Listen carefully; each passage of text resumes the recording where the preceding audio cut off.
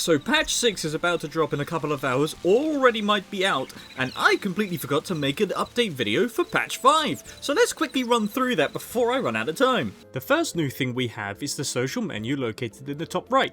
From here you can add friends, block individuals, and see who's currently online, although none of my friends actually play this game. This is really just your generic way of interacting with other players. You can also access the social menu whilst in game. Default key is P. Another feature you might have already noticed is this new news box showing you the latest Hytale announcements. These are also clickable links.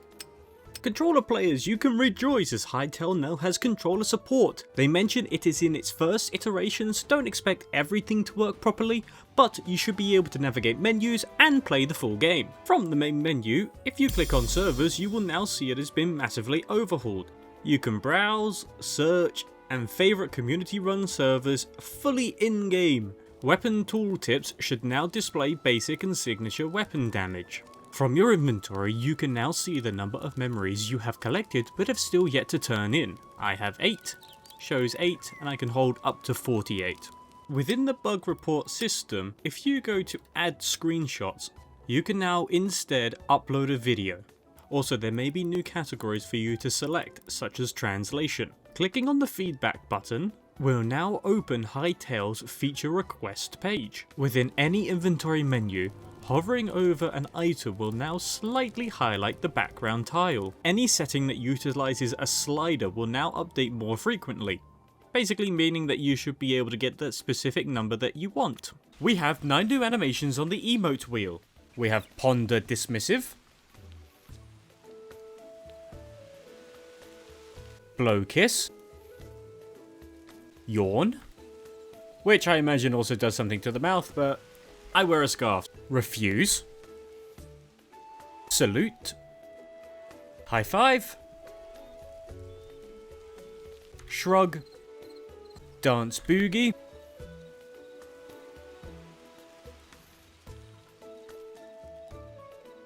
and Dance Pop.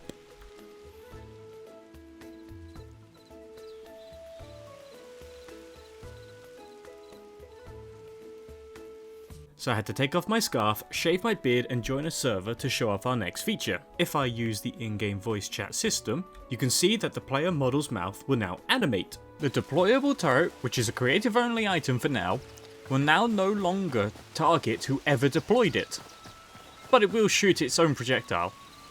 If I kidnap an animal using the capture crate, its icon in the inventory will now update to what you captured, in this case a chicken. Bows and crossbows can no longer be fired or use the signature weapon ability whilst the durability is at 0. As for the crossbow specifically, you also cannot even reload. Arrows will now destroy any block that require only one hit to break, such as grass. All chest blocks now stack up to 25, up from 10. Watering cans and fertilizers can no longer be repaired using any repair kit. Even opening up the menu doesn't even give you the option. All 3 of the sickles can now be put in the salvager's workbench. The resources you get out are 1 plant fiber, plus either copper, iron or stone, rubble, respectively to the sickle. The Scarrick Spit Clump, as well as its small variant, can now be broken in 1 hit, which also means I should be able to just destroy it with 1 arrow. A crystal fertilizer bag now only requires 25 shards, down from 50, and the final 3 seed bags, which is the Bloodleaf, the Storm Sapling, and the Azure Kelp, no longer require a Void Heart. Zinc blocks, although I don't know which ones, and bronze pipes now have updated icons, and Fishbait Wild should now have an updated model. All of the items you see in my inventory now have descriptions added to them. This goes for some ingots, all of the leathers, a couple of seed bags, and a few stamina potions. Also, the crude repair kit now has a slightly different item description. I'm gonna go and punch a few grizzlies to show off the new particle effects for unarmed attacks. The appearance of burn, freeze and poison status effects have now been improved. Here's burn, here's poison. This took me a while to find because I don't think a mob or the environment afflicts this debuff yet, but you can give it to yourself with creative commands. So here's freeze. I actually can't move at all. The bamboo, dark temple, light temple, lost civilization, overgrown temple, sand swept and tavern shelves all now require multiple hits to break. As you can see, punching takes a while, using a hatchet, in 2 hits. Well, depending on the material. With the exception of the white build creative blocks, all of the following blocks in front of you should now have updated block breaking particle effects, as well as new sound effects. Gold pipe large, long, and large mouthpiece blocks have been added. Golden wood is now found more throughout Zone 4, including that of structures. The bamboo, ferron, and lost civilization bookshelves can now be stacked on top of each other. Rope blocks placed vertically can now be extended downwards by placing another rope beneath them. The royal magic couches can now be sat on. Crops will now check to see if there is room to grow before advancing to the next stage. If there isn't enough room, the crops will reset to its current stage in their growth cycle. Opening and closing any type of door will now break any soft blocks, such as crops. As we can see on the other side, there are crops. If I open the door, it now breaks them. All of the creative light source build blocks will now no longer be broken in one hit. They will be broken faster, however, if you use a pickaxe. Typically, if you place a block on a non-solid block such as grass, it simply overrides it. Now, however, if you crouch, it will now place the block adjacent to its hitbox. Pressing Alt whilst in a bed no longer ejects you from it. While in adventure mode, you can now break trash piles with your weapon. It will now also drop a pile of trash upon destroying it. However, it seems the small and large trash piles only drop the ordinary trash pile. The cold, dry, full, lush, and withered grass can now be crafted in the farmer's workbench. This should also be the case for sunny grass, but I couldn't even find it in the creative menu, so I'm not too sure about that. The textures for the decorative metals have been updated. The smooth brush tool no longer exists. Instead, its functionality is now part of the sculpt brush tool. This new sculpt brush tool can be found in the basics section of your creative inventory and has updated UIs, a description with localizations, and defaults that match the combined tool. I also believe if you had the old tool in your inventory, the one that was removed, it should now just be referred to as old sculpt. Not me finding out that the paste tool actually has basically the entire block set in the game, which would have saved me a lot of time before, but this also does have a few new updates. Once you have a prefab selected, by default if you press F you can now rotate the entire structure. There is also a quick settings panel for the paste tool, but I'm just too stupid to know what that actually means or how to find it. But if you were to find it, you would find controls for the preview mode, placement, rotation, flips, offset, and randomization. While holding the selection tool, by default if you press V, you will now immediately get the paste tool. Right, this is going to be a mouthful. But if you have an empty inventory, it's going to automatically assign it to a hotbar spot. If your hotbar is full, it will then place it in one of your inventory spots and then swap places with the selection tool. If your entire inventory is full, it instead deletes your selection tool and instead places the paste tool on top of that now empty slot. A new command has been added called shrink. This mostly is used with the selection tool. Using the command prefab load, you will now get the preview screen. The entity tool has a number of changes too. First of all, it now supports undo and redo, so if I delete this guy and use my keybind, he will now spawn immediately back in.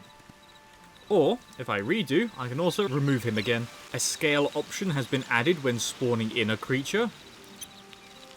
That is one big bear. If I spawn multiple of the same mob in the same small enclosed space, I can now use the entity tool to right click between each one.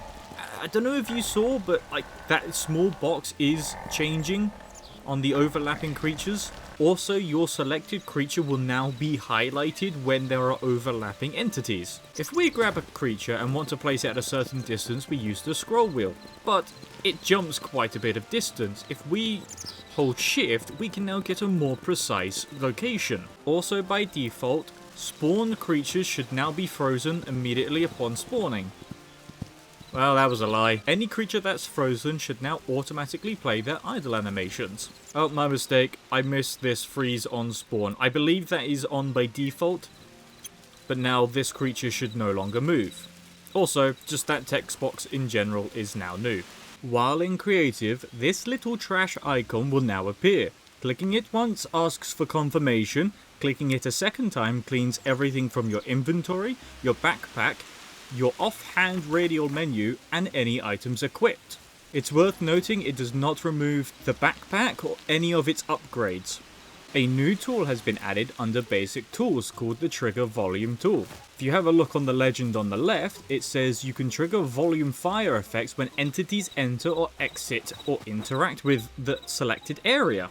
Searching for items within the creative menu has now been improved. For example, if I want to search for the aqua gravel half slab, I can put any of its words in any order and I will get that as my first result.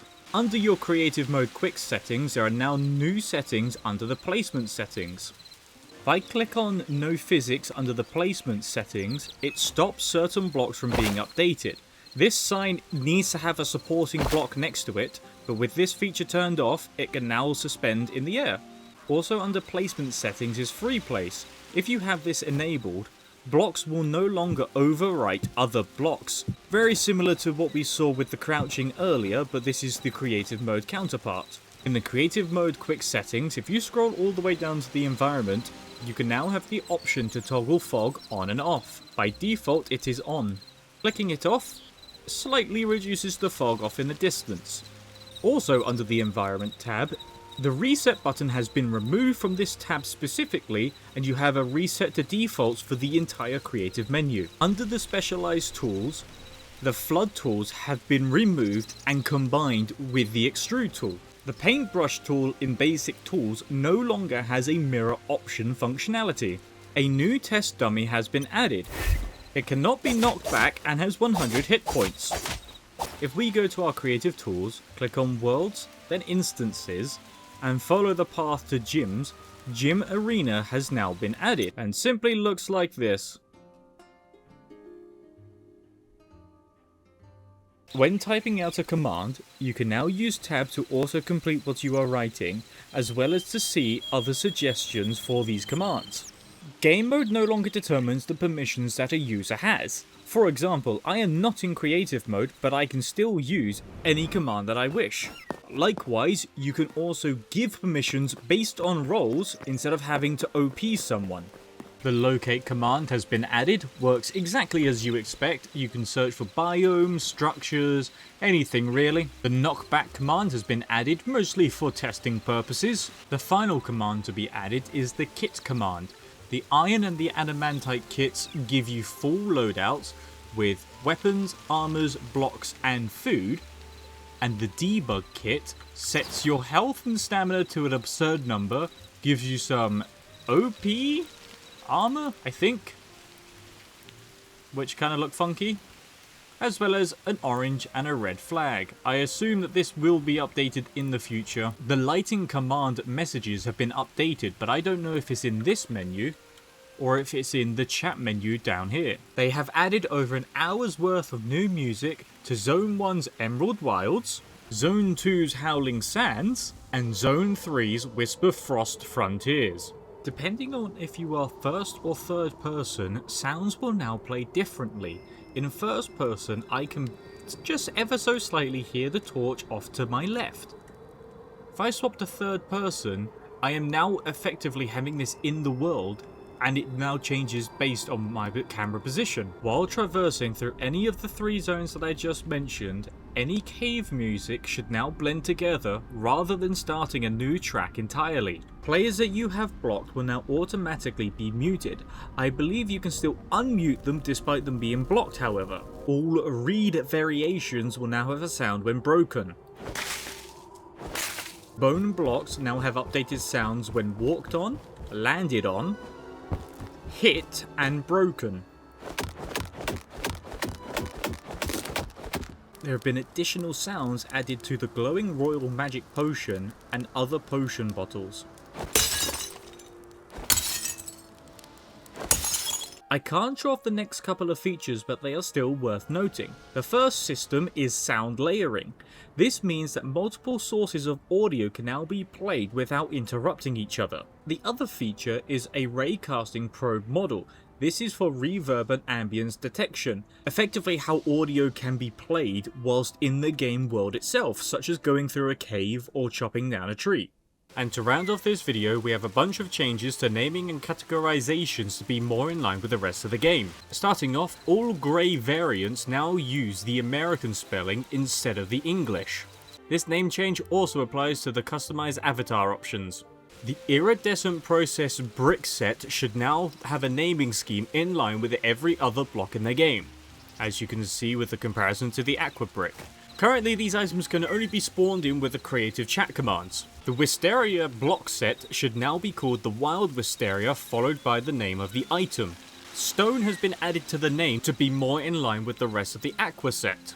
This would also apply to the volcanic stone stairs, although I couldn't even find this item with chat commands. Both the black and white build pipe corners now have a hyphen between the pipe and corner, once again to be in line with the rest of the game. The apple branch short and long got similar treatment, now adding a hyphen to its name. It says that the snow brick half slab is now known as the snow half slab, although these are very two different items, so I don't know if they were both named the same thing, but now you have a difference between the two. I was debating actually showing this one. The big wet fern is now referred to as, wait for it, the big wet fern. Apparently it was just a typo where the B was not capitalized. The darker green clay smooth block has now had its ER chopped off. The wooden fence is one of the items that actually had its hyphen removed instead of added, but this is mostly because that this is a weapon rather than a block. Our final three items that have been changed is the stone brazier is now called the earth brazier, the common pink flower is known as the pink pitcher flower, and the lava shellfish is now known as the lava coleocanths. And our final change is in the report screen. The localization report category is now known as translation. Well, this video was definitely long overdue, literally leaving it to the last moment, but my excuse is that I was very busy. As always, the full patch notes are in the link in the description. I hope you've enjoyed, and I'll catch you in patch 6, maybe tomorrow or so. Okay, love you, bye!